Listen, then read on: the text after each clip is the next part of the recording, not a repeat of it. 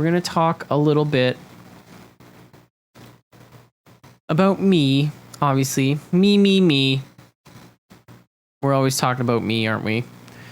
My past, my struggles, my story. So epic. So, years and years ago, starting guitar and really trying to push myself with it and always knowing that I wanted to play, obviously. I put a lot of work in, so I was able to kind of advance fairly quickly within a year or two of, really pushing at it and working at it. But one of the big things that really pushes you as a musician and a songwriter is playing with other people and being able to kind of jam with other people, trade ideas, try and get in with people that are better than you so that you are always, you got to keep up and you get a bit of an idea of where you need work, because when you play with people that are better than you, you get your feet kind of held to the fire a bit. And it shows you like, wow, okay, that's lacking. Or they might do something crazy. You ask them a few pointers and you hit the woodshed. Get back to work on what you need to be doing. But, coming from a small town, Sarnia, it's like a big small town, but there's not a whole lot of people. So there isn't a whole lot of opportunities to really play music, not like in Hamilton, pre-pandemic. And there wasn't a whole lot of different people to jam with, especially, like high school, coming out of high school. I had a few people that I would play with all the time, but it wasn't like it was readily available all the time. And then during my wait to get into music school, I was home and everyone else that I really knew was away at college and university. So I lost a lot of that and I felt kind of trapped. I was just sitting in the basement, writing tunes, trying to progress my playing and everything, but I felt like there was a bit that was kind of lacking, So I wanted to be more confident in my music, write really awesome stuff that was fun for other people to play over. Obviously, that would be a really good draw if you were able to get in a good musical situation and you were like, oh, I've got these cool tunes. If somebody falls in love with them or thinks that they're really interesting or fun to play over, then you've got them. And now you've got a musical partner, or you can start building on a unit, right? And then now you're building your musical community. And I really wanted to be able to just get into those situations and make the best possible choices in any musical situation. Just gain really full fluidity on my instrument, on my guitar. I knew that I could be getting better, but I wasn't really sure what it was or how to get there. And stop me if you've heard that before or if that's resonating with you, that's something that I feel a lot of musicians, as they're progressing, they hit those plateaus. We talk about this all the time. You hit those ceilings and you're just like, okay, I'm not even sure what's blocking me. How I'm hitting an obstacle and there doesn't seem to be a clear, indicator of what I need to improve on. So you start hitting those walls and then you start worrying, like I did, that I would be unable to get any better. Maybe I wouldn't be able to make something really unique or new, or figure out like, well, what do I do? I don't know. Maybe I'm stuck here. Maybe this is my limit. Now it's just going to be stuck at this level, kind of doing it as a hobby, and that is not where I wanted to stay.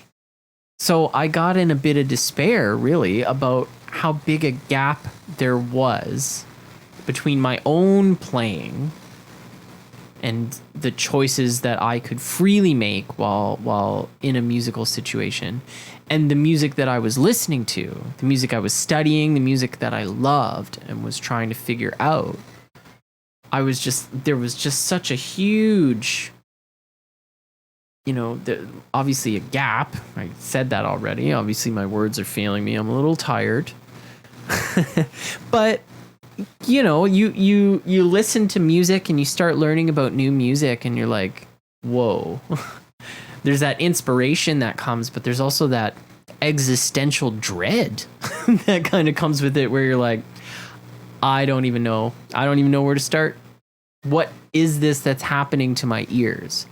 So, luckily I was able to find more experienced people to play with, or eventually getting into music school, finding new people to play with, and getting into these new situations and experiencing new things. Well, now I'm really realizing how limited my chops were. I wasn't always able to convey a ton of different emotions or colors or flavor in my chords.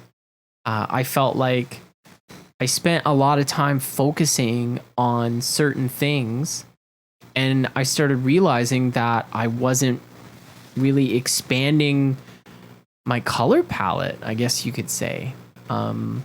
I was really into certain types of music, so I was mimicking this music. And then when I got into other situations, I realized that this isn't a one-size-fits-all approach to the guitar. And that made me realize how limited I was. So I started realizing, as it comes up, it wasn't just wailing guitar solos all the time. And that's an easy trick. It's very sexy. It's what is put out there. These images of guitar gods just being able to shred effortlessly. But what is happening? What else is happening on the guitar? What else do they do when they're not soloing?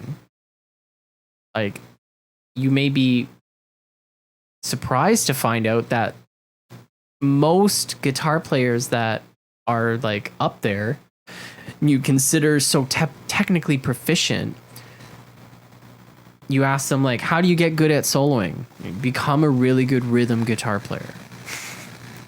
Everyone will tell you that. Think about what's being played underneath. If you want to get really good at the saxophone, if you want to get really good at the trumpet, you can't play chords on those instruments, but you learn everything you can about chords, about how they work, how they move, different ways you can put them together. I mean, Pete Townsend, he considered himself strictly a rhythm guitar player. I remember I was getting really into The Who in my time just before going to music school. I just had a really big Who phase.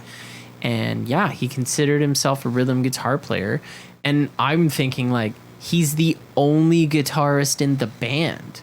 So how wasn't he the lead guitarist? But it got the wheels turning. The gears were in motion. And I was like, he's the only guitar player, but he's calls himself a rhythm guitar player. And I've heard him solo. He's really good. But it started making me think about the power of the guitar player who knows their chords and knows their place in the band as a rhythm guitarist, as a support piece. Like, sure, you want cool solos, that's fine. There's nothing against that. But you can't be standing in front of everybody all the time.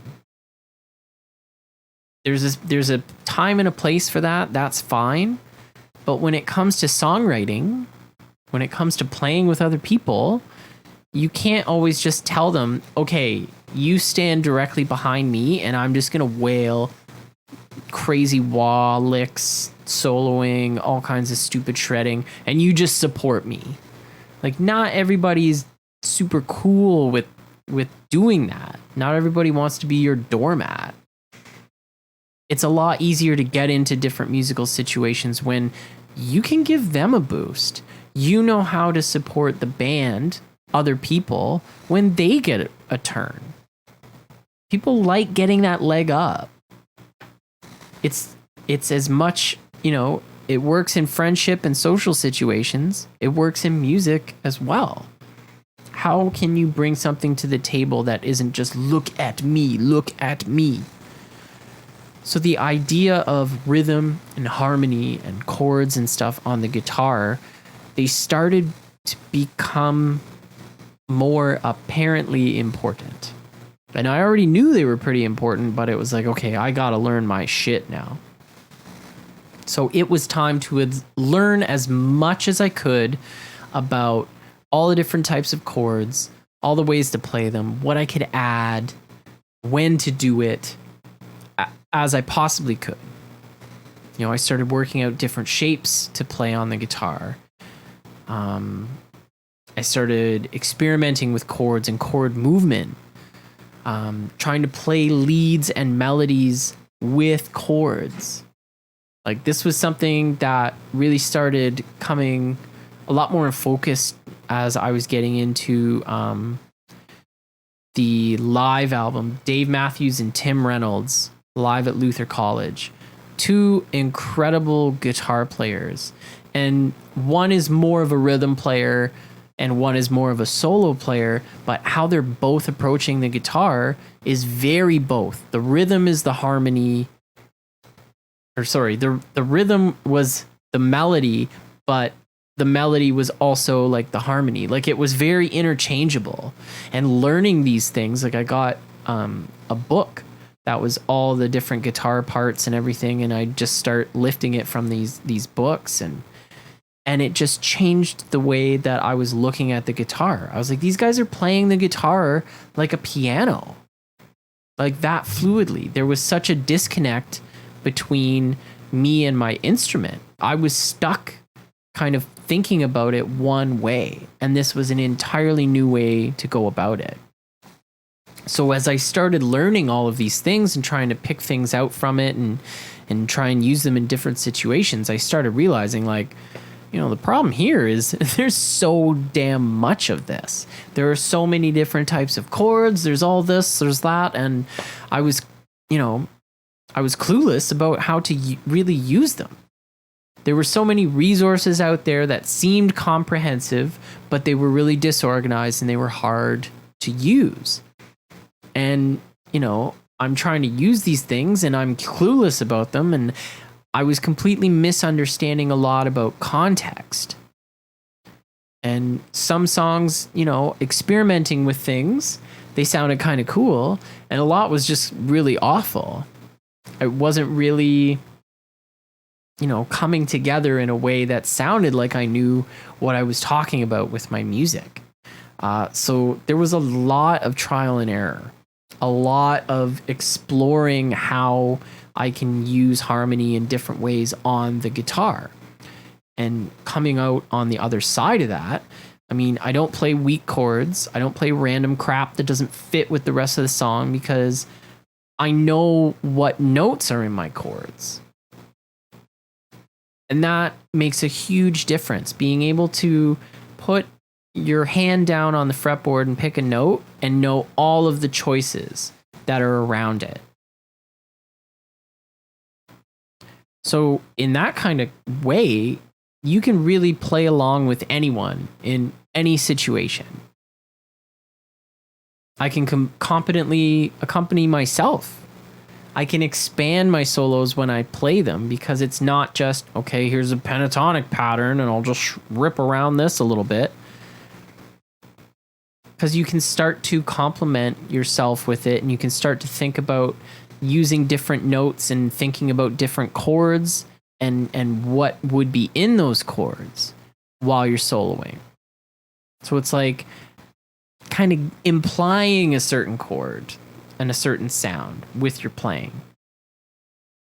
And you can start playing your chords with movement with melodic intent, with purpose. You can have your chords not just be jumping all over the place randomly.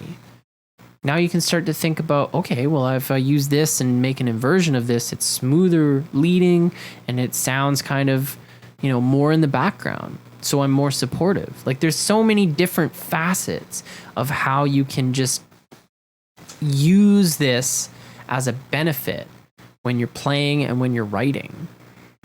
And let me tell you, it blows their mind. People love it when you can literally just jump in with them. They're like, do you know this song? It's like, nope, but I will. And you just kind of follow them and, okay, it's this chord, and you play around with it. And it sounds like you're a fucking genius. But, I mean, maybe to someone who's uninitiated, it's the same as if you don't know how a magic trick works. But there's a few simple things that when you pick it up and you know how to do it, then everything falls into place. And now you have mastery over your instrument. So learning about your chords and all kinds of how to build them, how to use them, what you can get at from any place on the guitar fretboard is just so important. So when I got there, I had the authority to just make the right choice. And even when I make a mistake, I know how to sound like I meant to do it. And again, everybody just thinks you're a genius. I mean, it's a good position to get yourself into. These kind of things work for more than just guitar. Like, these are facets of learning harmony that every musician should really, really know about. But I knew that coming as a guitar player from my humble beginnings, I knew that there was a lot to be desired. Hi, Bence. You bastard. Say hi to the camera. Yes, good kitty. So, coming from being a guitar player, I knew that there was a lot to be desired from trying to learn about this stuff and break through from, being stuck. I didn't want to just chase my tail, spin my wheels, go in circles, find these books that are supposed to be the ultimate answer, and then they're not. And you're just like, oh, here we go again, It was frustrating. So I knew, okay, what would I do if I could go back in time and give myself a book when I was starting guitar? What would that book be? Other than, the chord progression formulas book, which is a good one. But really mastering the actual instrument of the guitar, what would I do? Maybe one of these. Transform this. Boom. Look at that. The MFile Guitar Chord Encyclopedia.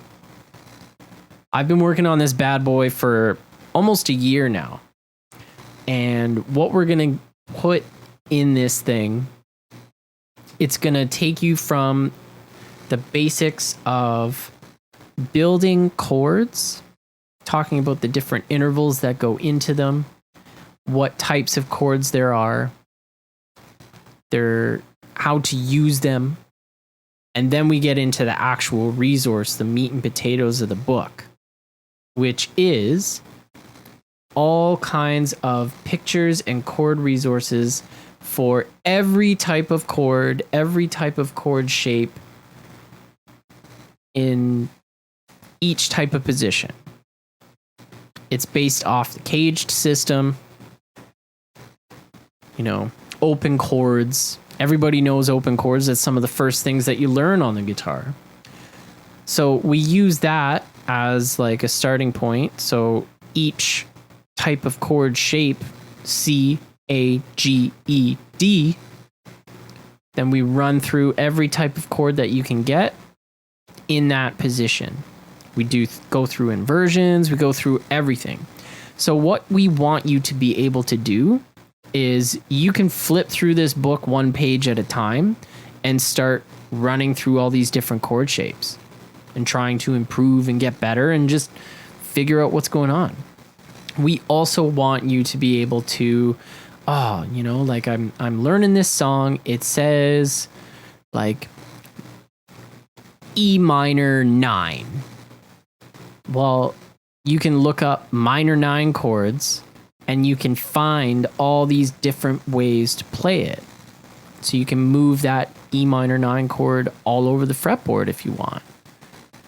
So it really has two different things where it's like an index, but it's also just a massive resource of like, here's everything.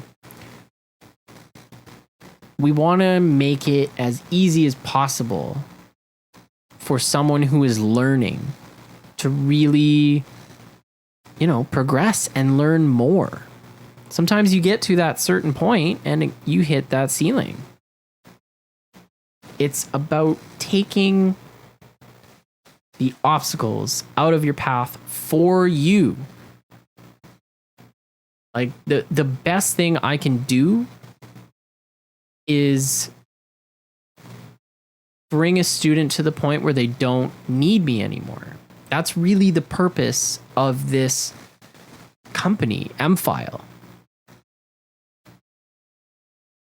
Like, hopefully there will always be people that want to learn more about music so I can keep making money and keep a roof over my head.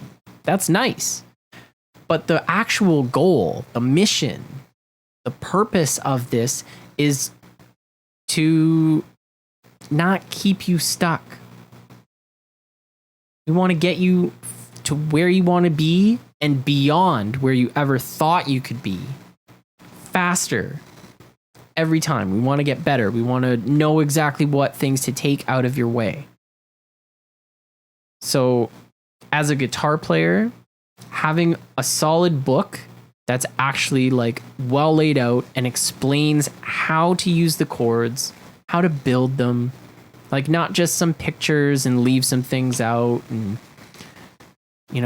I want you to be able to really just, like I said, you have a chord type in mind maybe, and you've just flipped through, okay, we've got dominant chords here. And then you've got all the different types of variations and all the crazy extensions you can add on them and inversions of the chords. Like, it's going to be mental.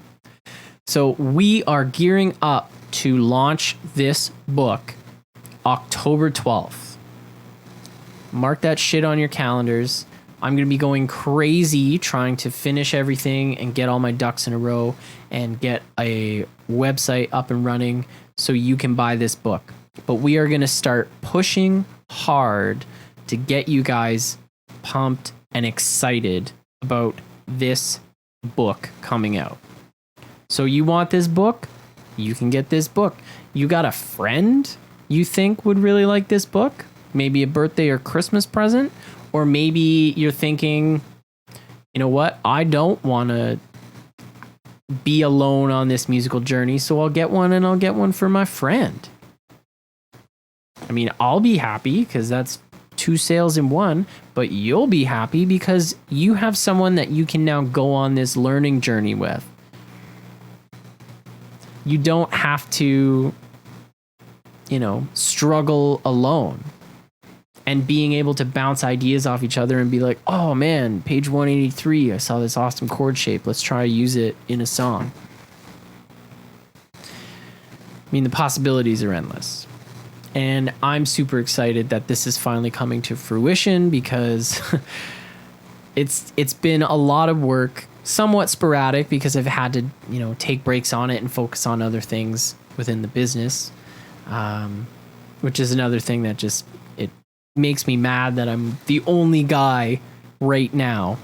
That's one thing we got to totally fix because I want to be able to focus on putting more things out there to get you guys the help that you need.